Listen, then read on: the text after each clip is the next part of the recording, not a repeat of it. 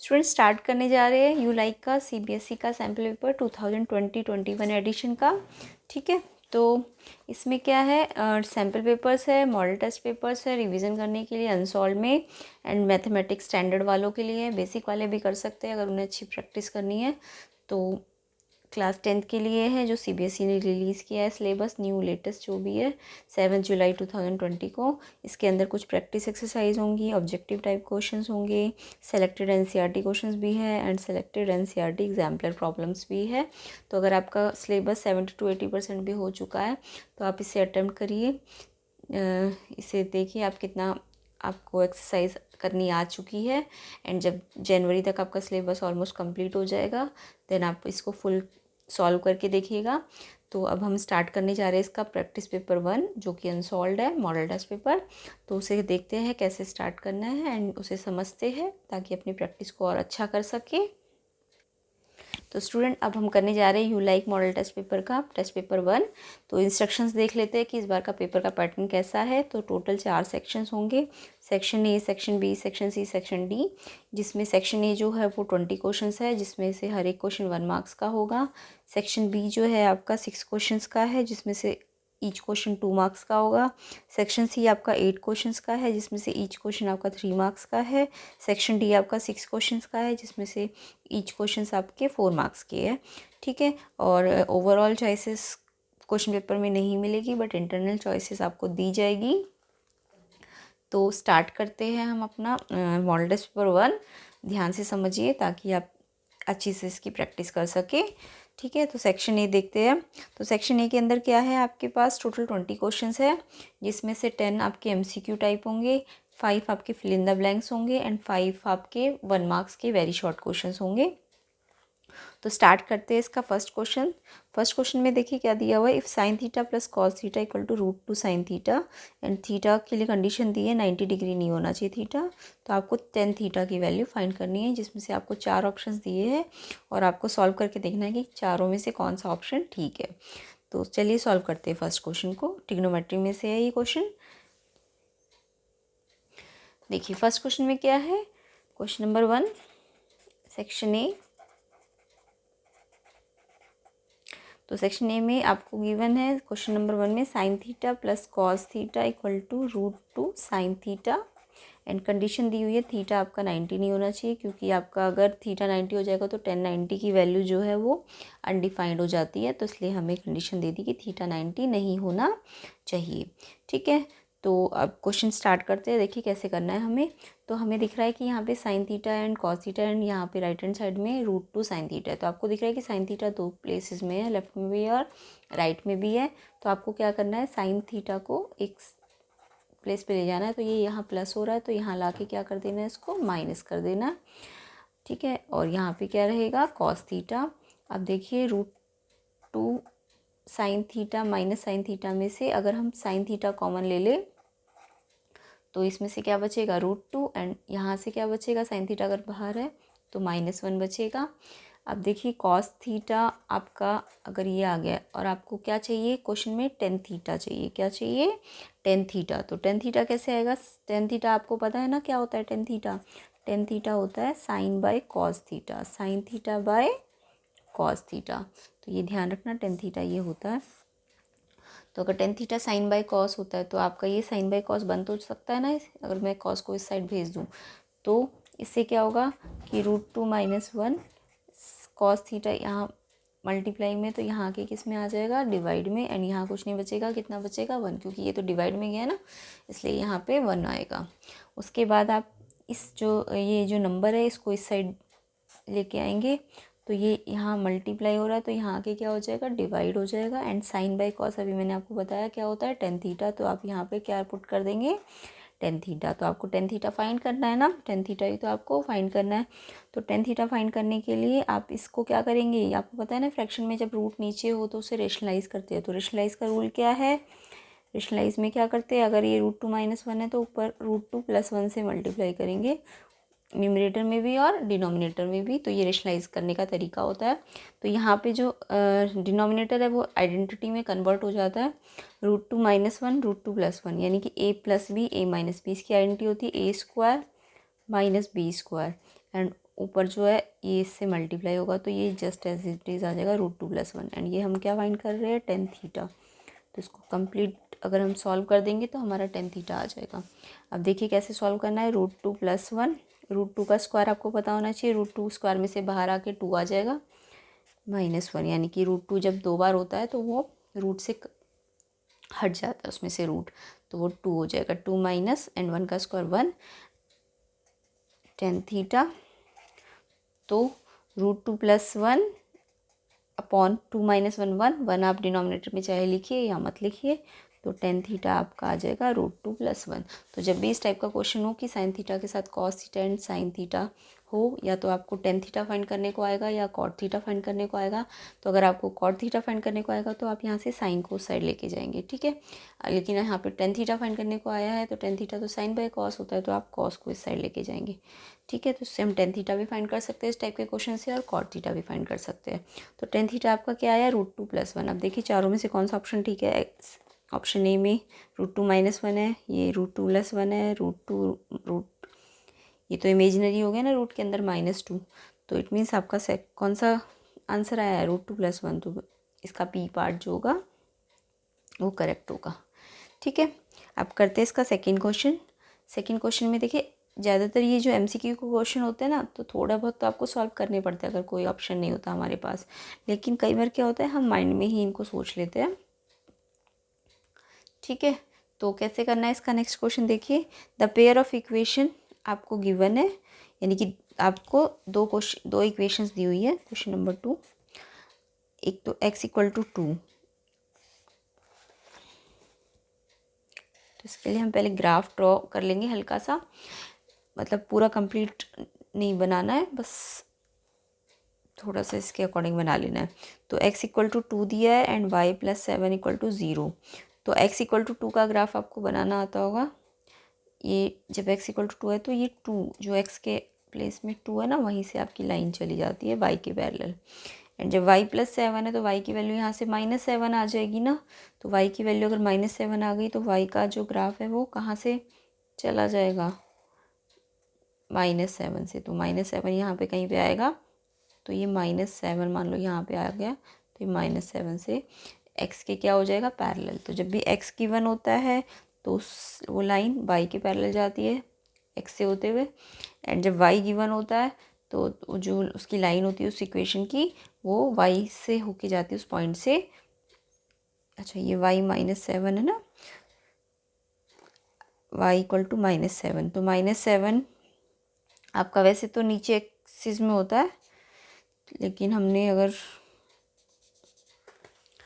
इसको दोबारा बना लेते हैं, ये y -7 क्योंकि नीचे होता है ना, तो इसमें हमें क्या करना है, देखिए दोबारा बनाते हैं इसको थोड़ा सा नीट एंड क्लीन। तो इसमें एक तो आपको दिया हुआ है x = 2 एंड एक y + 7 = 0। तो x = 2 की जो ग्राफ है वो तो x के 2 के पॉइंट से होते हुए चला जाएगा। ये क्या है, किसका ग्राफ है, x = 2 का। एंड y = 7, देखो ये x एक्सिस प्लस का होता है, ये x एक्सिस माइनस का होता है, ये y एक्सिस प्लस का होता है और ये y एक्सिस माइनस का होता है। तो इतना तो आपको क्लियर होगा।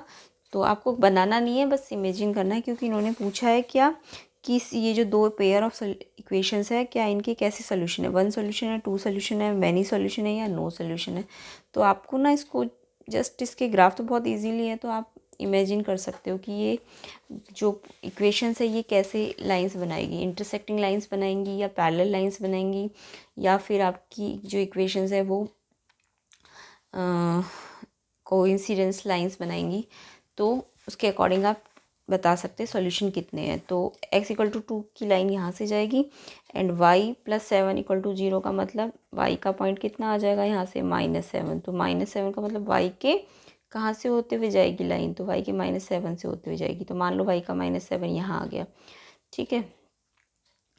2 3 4 5 6, ठीक है। तो ये y का -7, तो y के -7 से होते हुए लाइन जाएगी। तो ये देखिए ये दोनों लाइंस एक दूसरे को क्या कर रही है, y + 7 = 0 की लाइन और x = 2 की लाइन क्या कर रही है, एक पॉइंट पे ये दोनों इंटरसेक्ट कर रही है। तो इंटरसेक्टिंग लाइन जब होती है तो उसके कितने सोल्यूशन होते हैं, 1 की, मैनी की, 2 या नो। तो जब इंटरसेक्टिंग लाइंस होती है तो उसके 1 सॉल्यूशन होता है। क्या होता है? 1 सॉल्यूशन। तो इसका क्वेश्चन 2 का ए पार्ट करेक्ट है। ठीक है, नेक्स्ट क्वेश्चन करते हैं। The zeros of the quadratic polynomial x square minus 88x plus 125 are.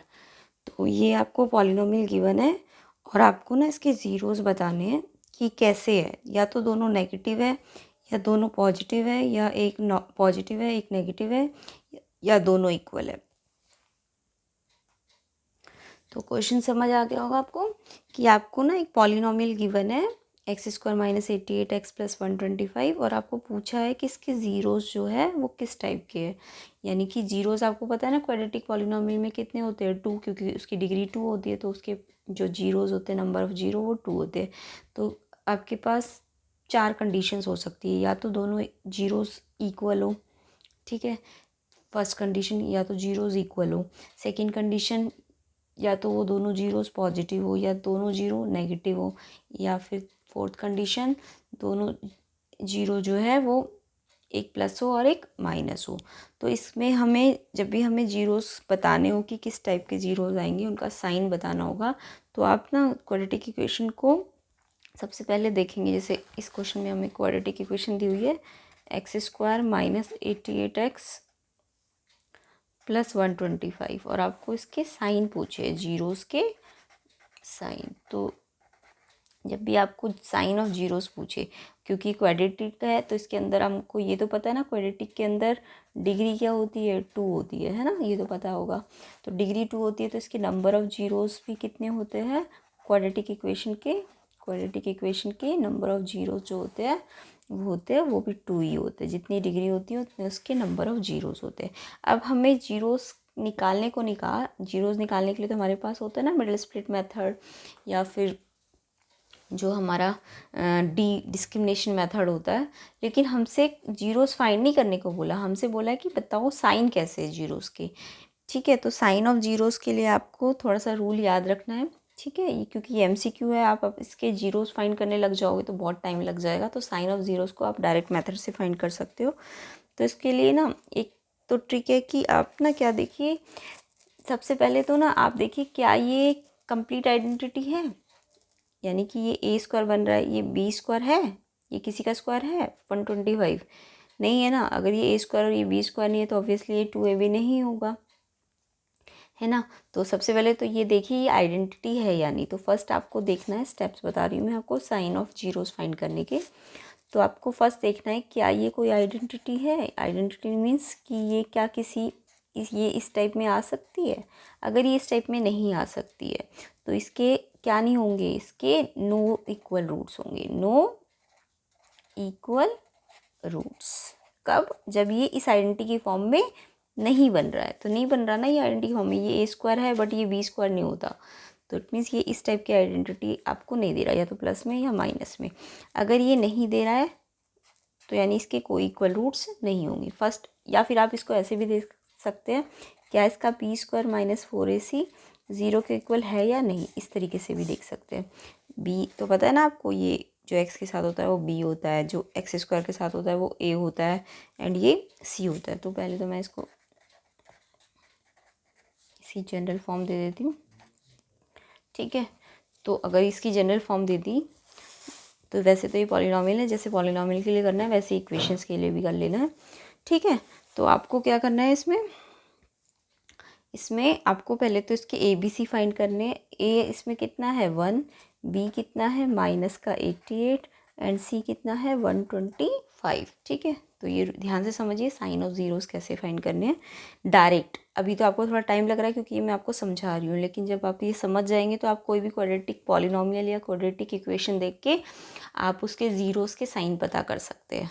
ठीक है, तो इसमें आपको ABC जब मिल जाएगा तो आप सबसे पहले या तो बी स्क्वायर माइनस 4AC निकाल के देखिए और देखिए क्या वो ज़ीरो है। अगर वो ज़ीरो नहीं है तो उसके इक्वल रूट्स नहीं होंगे। ठीक है, तो इसमें से जो फर्स्ट ऑप्शन है जो डी वाला ऑप्शन है बहुत इक्वल, वो तो इक्वल रूट्स वाला ऑप्शन यहाँ पे नहीं आएगा, क्योंकि आपको दिख रहा है कि एक तो ये आइडेंटिटी नहीं बन रहा है ना। सेकंड, ये अगर आप फाइंड करके भी देखें तो ये जीरो नहीं आएगा। अगर ये जीरो नहीं आएगा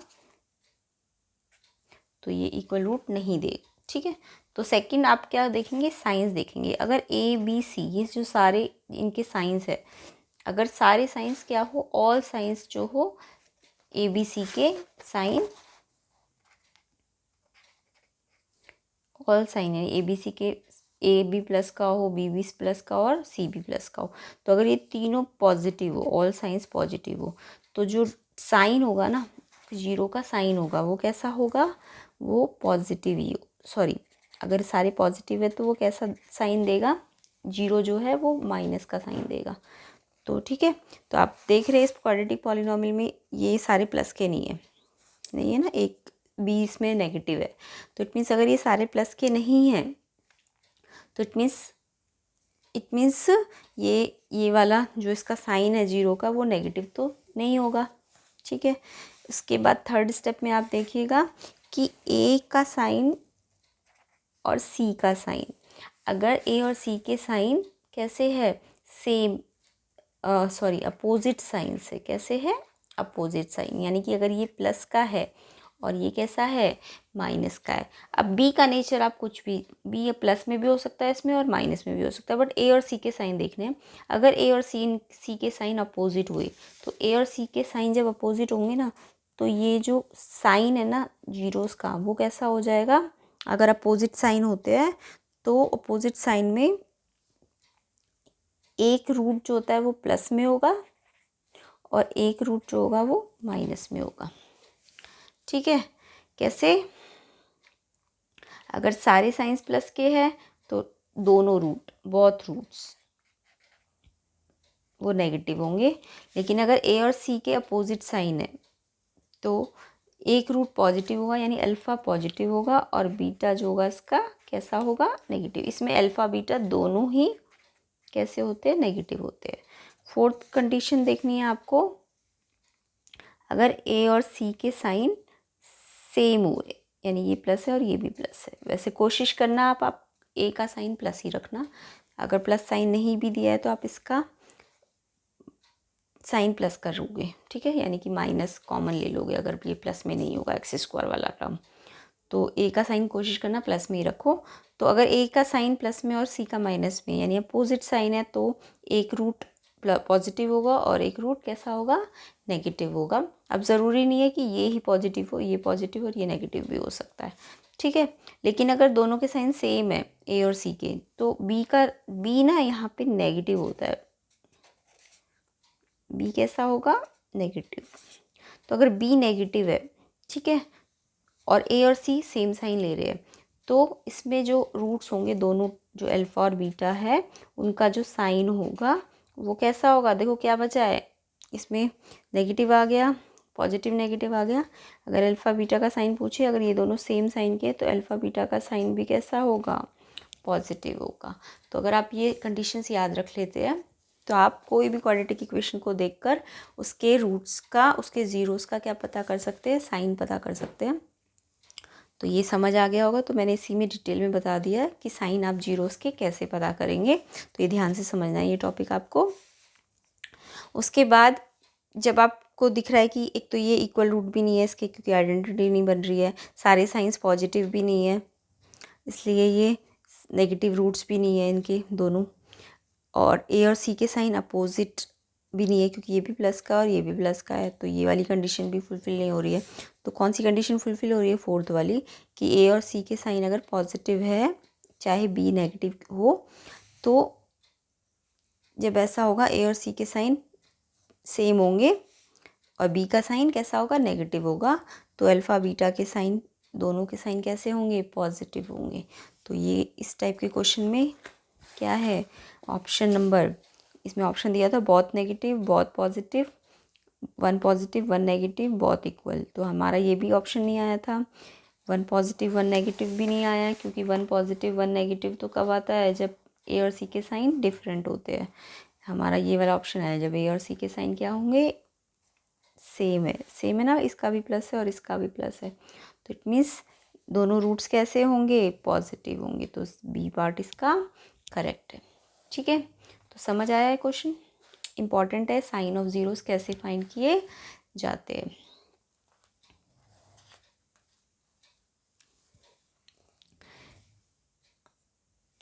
अब देखिए नेक्स्ट क्वेश्चन देखते हैं इसका, question number 4, what is the probability of A sure event. तो श्योर इवेंट क्या होती है, जो होनी ही होनी है, यानी कि उसके ना होने के तो कोई चांस ही नहीं है। तो अगर उसके ना होने के कोई चांस ही नहीं है तो आपको पता होना चाहिए कि प्रोबेबिलिटी किसी भी इवेंट की कहाँ से कहाँ तक लाई करती है, 0 से लेके 1 तक लाई करती है, 0 से 1 तक। तो अगर वो इवेंट होनी ही होनी है तो उसकी प्रोबेबिलिटी क्या होगी, उसकी प्रोबेबिलिटी कितनी होती है, यानी वो होगा ही होगा, तो उसकी प्रोबेबिलिटी कितना होगा, 1। बट अगर वो अनश्योर इवेंट है तो उसकी प्रोबेबिलिटी क्या होती है, 0। बट क्वेश्चन में हमें श्योर इवेंट बोला है तो उसकी प्रोबेबिलिटी क्या होती है, 1। तो क्या है इसका आंसर, बी। ठीक है, ये तो इजी सा क्वेश्चन है। बाकी प्रोबेबिलिटी के लिए कंडीशन याद कर लेना, प्रोबेबिलिटी जो होती है 0 के इक्वल और उस 0 के से बड़ी और 1 के इक्वल और 1 से छोटी होती है, यानी 0 से 1 के बीच में होगी। उसमें चाहे कोई भी पॉइंट नंबर आए वो हो सकती है, बट 0 से कम नहीं हो सकती और 1 से ज़्यादा नहीं हो सकती। ठीक है, और ना ही नेगेटिव होगी, ना ही फ्रैक्शंस में, नेगेटिव फ्रैक्शंस में आएगी। ठीक है, और ऐसे फ्रैक्शंस में भी नहीं आएगी, इम्प्रॉपर फ्रैक्शंस में भी नहीं आएगी, क्योंकि इम्प्रॉपर फ्रैक्शंस जो होते हैं 1 से ज़्यादा वैल्यू लेते हैं। तो जस्ट प्रॉपर फ्रैक्शंस जो होंगे और विदाउट नेगेटिव, तो वो प्रोबेबिलिटी शो करेंगे, मतलब उस टाइप की प्रोबेबिलिटी हो सकती है। ठीक है, और आपको तो क्वेश्चन में श्योर इवेंट ही पूछा है, तो आपकी प्रोबेबिलिटी क्या होगी श्योर इवेंट की, 1।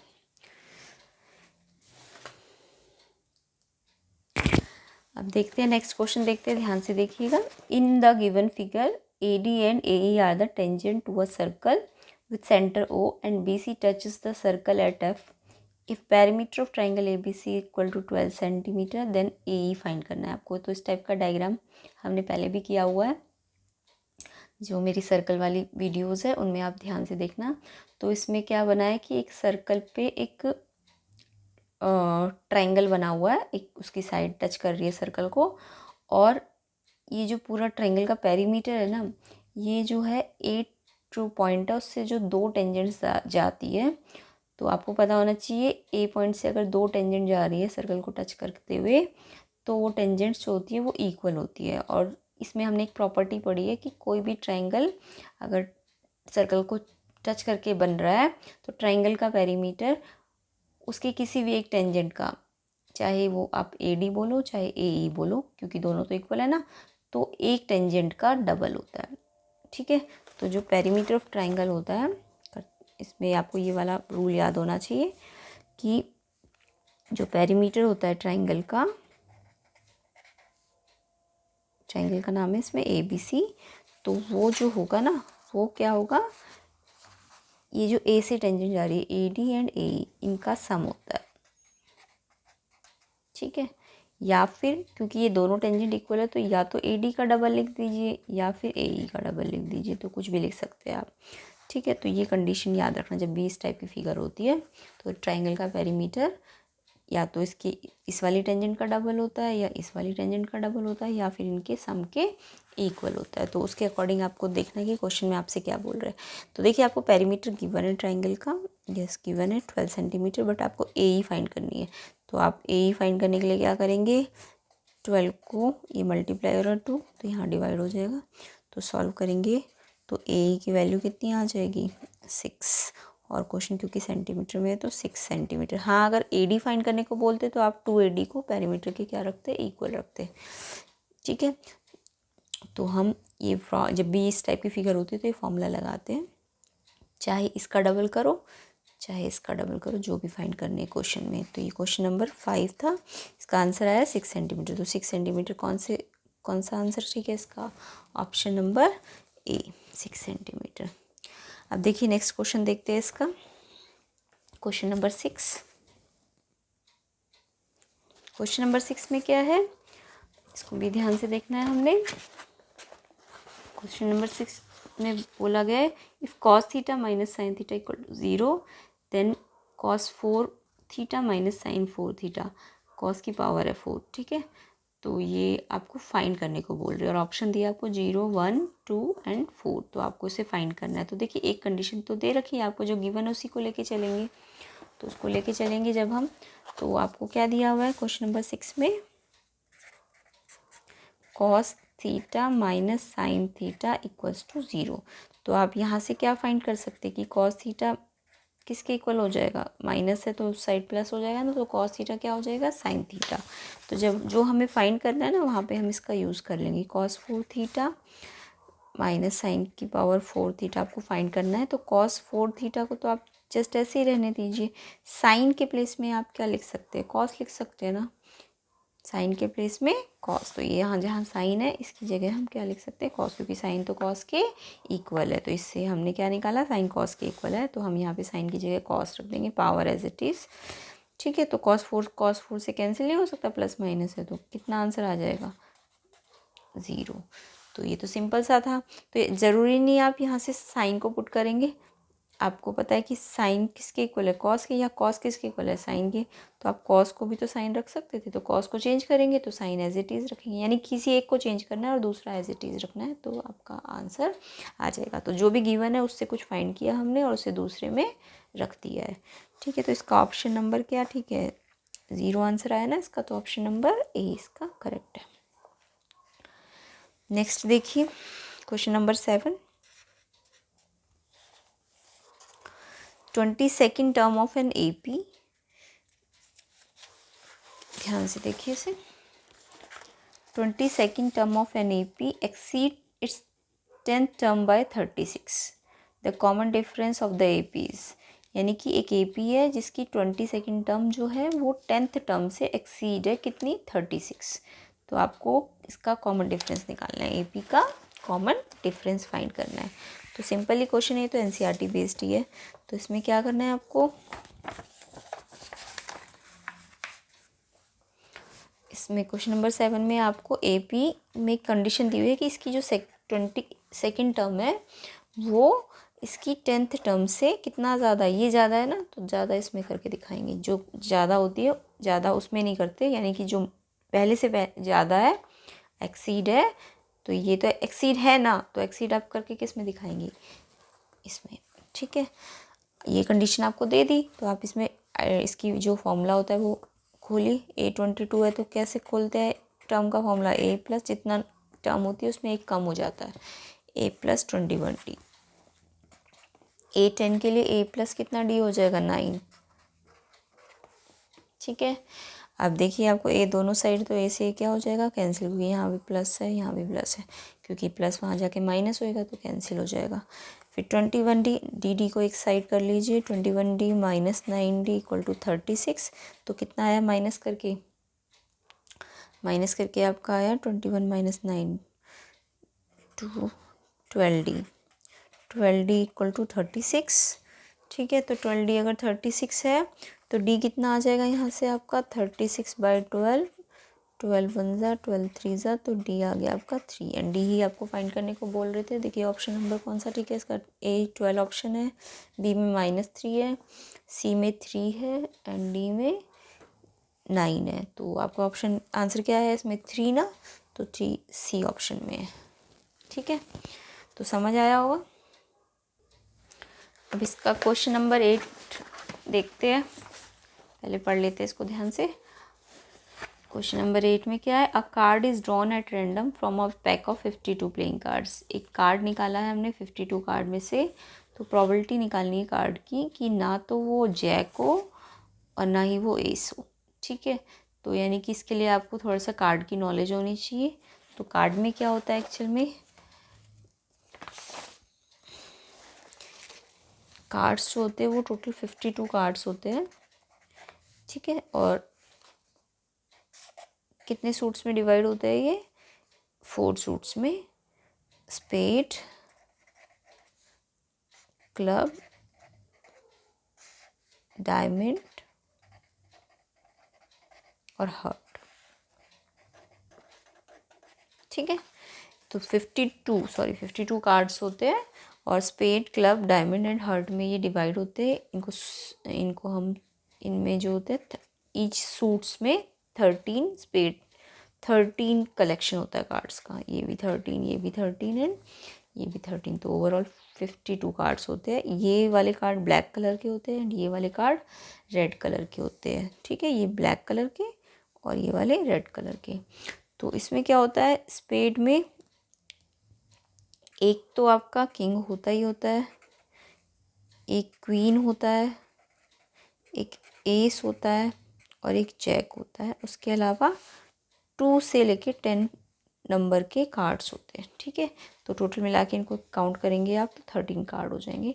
सेम ऐसे इस सूट में भी होता है, इसमें भी होता है और इसमें भी होता है। तो ये भी 13, ये भी 13, ये भी 13, ये भी 13, ठीक है। तो मतलब टोटल किंग कितने हो गए, इसमें एक है, इसमें एक है, इसमें एक है, इसमें एक है। तो 4 किंग होंगे, 4 क्वीन होंगे, 4 एस होंगे, 4 जैक होंगे। ऐसे 2 से 2 नंबर के कार्ड भी इसमें भी होगा एक, इसमें भी होगा एक, इसमें भी होगा एक, इसमें भी होगा, यानी टोटल 4।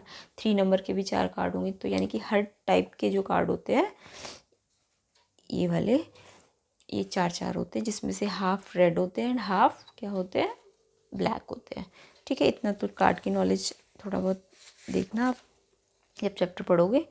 तो इसमें क्या है, आपको बोला है कि प्रोबेबिलिटी निकालिए। आपको ऐसा कार्ड निकालना है 52 कार्ड में से कि या तो ना तो वो जैक हो ना ही वो एस हो, ठीक है। तो आपको दिख रहा है कि नंबर ऑफ जैक कितने होते हैं कार्ड्स के अंदर। एक जैक अगर यहाँ है तो एक यहाँ होगा, एक यहाँ होगा, एक यहाँ होगा। तो टोटल जैक कितने हैं, 4।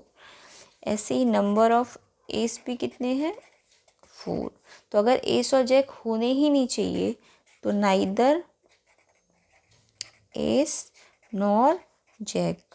तो टोटल 52 कार्ड में से हम ये 8 कार्ड्स क्या कर देंगे, माइनस कर देंगे। एंड प्रोबेबिलिटी फाइंड करनी है तो ओवरऑल प्रोबेबिलिटी जो फेवरेबल आउटकम्स है उनसे डिवाइड कर देंगे। तो फेवरेबल तो हमारे पास 52 है ना, तो आप क्योंकि आपको एस और जैक नहीं लेना तो उनको हटाना है टोटल में से और टोटल से क्या कर देना है, डिवाइड कर देना है। तो ये आप माइनस करेंगे तो ये आएगा 44/52 एंड इसे डिवाइड करके सिंप्लीफाई करेंगे तो ये 4 से डिवाइड हो जाएगा 11/13। तो इसका ऑप्शन नंबर ए करेक्ट होगा, ठीक है। अब स्टूडेंट्स नेक्स्ट क्वेश्चन देखिए, क्वेश्चन नंबर 9। इसमें क्या है कि ट्रायंगल ABC ट्रायंगल DEF के सिमिलर है, ठीक है। और AM एंड DN परपेंडिकुलर्स है BC side and EF side पे, ठीक है। और AB और DE का आपको रेशो दिया हुआ है 4:9 और आपको फाइंड करना है AM और DN का रेशो। तो सबसे पहले आप इसका डायग्राम बना के देखिए। बाकी इसमें एक सिंपल सी ट्रिक है वो मैं बताऊंगी, पहले आप देख लीजिए कैसे होगा ये। तो इसमें क्या दिया हुआ है आपको, ABC and DEF similar triangle है। सिमिलर ट्राइंगल क्या होते हैं, जिनके शेप सेम होते हैं, मतलब शेप एक जैसे होंगे बट उनके जो साइज होंगे वो एक जैसे नहीं होंगे,